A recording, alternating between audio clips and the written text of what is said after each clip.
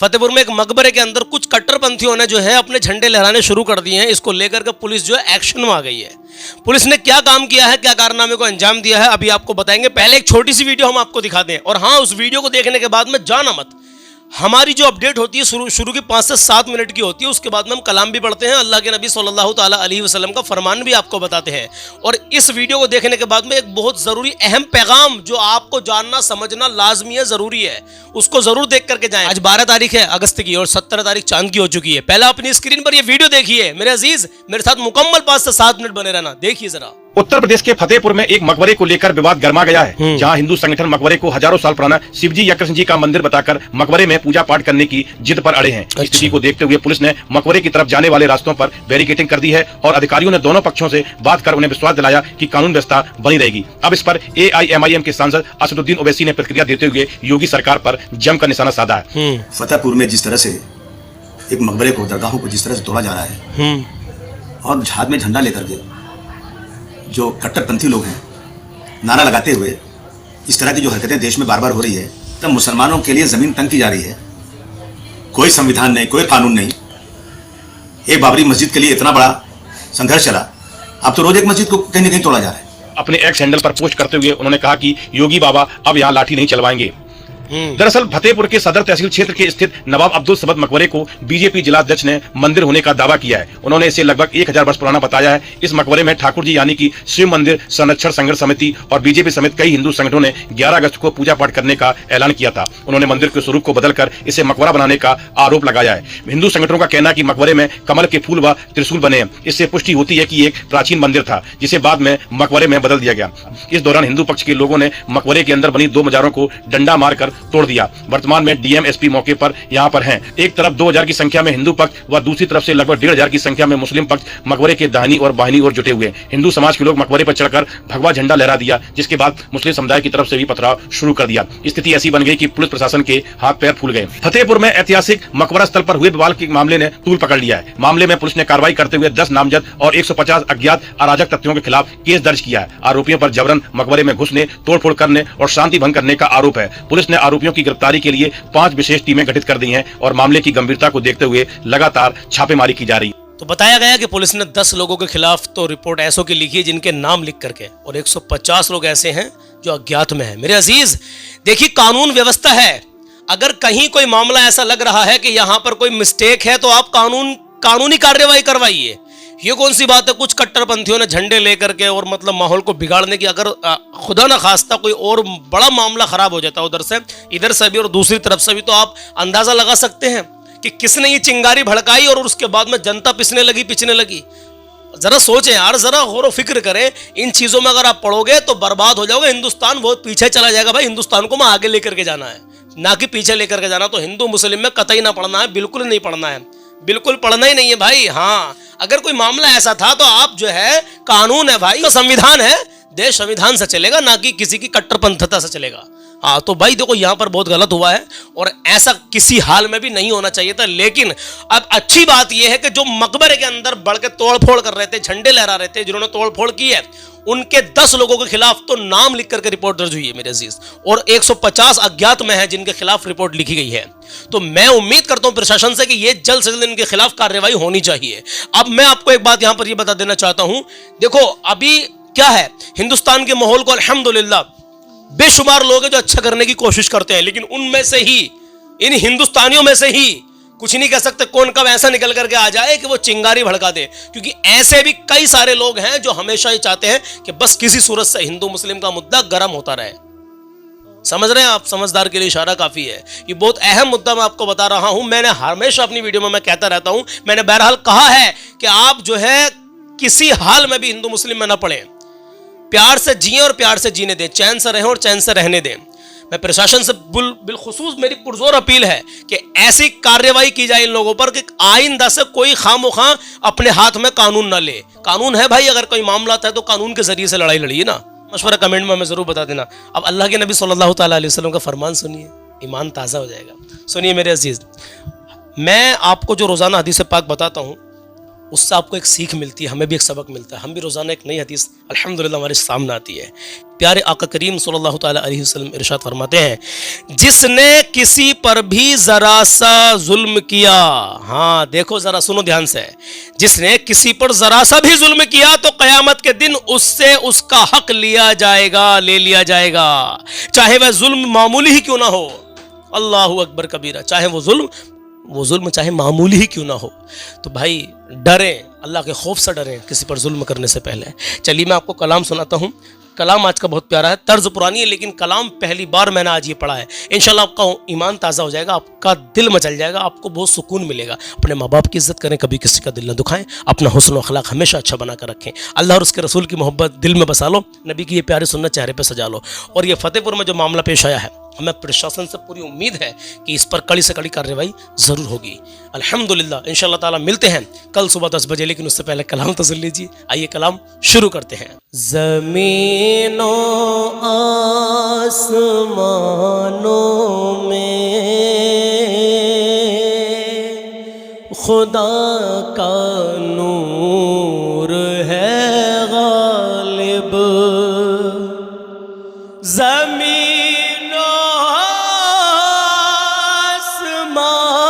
आसमानों में खुदा का नूर है गालिब, चमकते चांद तारों में, चमकते चांद तारों में खुदा का नूर है गालिब, चमकते चांद तारों में खुदा का नूर है गालिब। सुनिएगा, जो खिलते हैं महकते हैं चमन में, फूलों को देखो। सुनो दीवानों, जो खिलते हैं महकते हैं चमन में, फूलों को देखो। यहाँ के लालज़ारों में, यहाँ के लालज़ारों में खुदा का नूर है गालिब, यहाँ के लालज़ारों में खुदा का नूर है गालिब। और सुनिएगा, कहे मचल के सुभान अल्लाह, एक बार जी लगा कर कहें या रसूल अल्लाह। कहीं पे फूल खिलते हैं, कहीं मुरझाने लगते हैं, कहीं पे फूल खिलते हैं, कहीं मुरझाने लगते हैं, खजानों में बहारों में, खजानों में बहारों में खुदा का नूर है गालिब, खजानों में बहारों में खुदा का नूर है गालिब। वो जिसने सारे आलम को समाया है, सजाया है, वो जिसने सारे आलम को समाया है,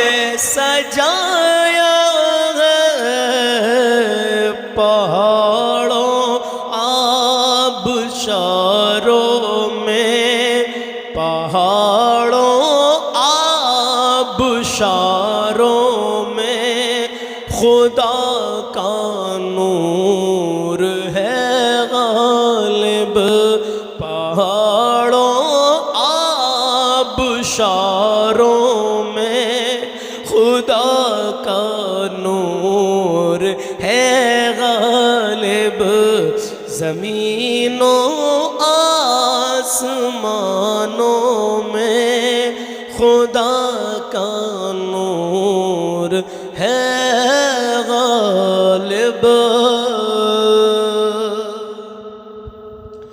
तसव्वुर में तख़य्युल में उसे महसूस करता हूँ, तसव्वुर में तख़य्युल में उसे महसूस करता हूँ, समंदर रेगिज़ारों में खुदा का नूर है गालिब, समंदर रेगिज़ारों में खुदा का नूर है गालिब।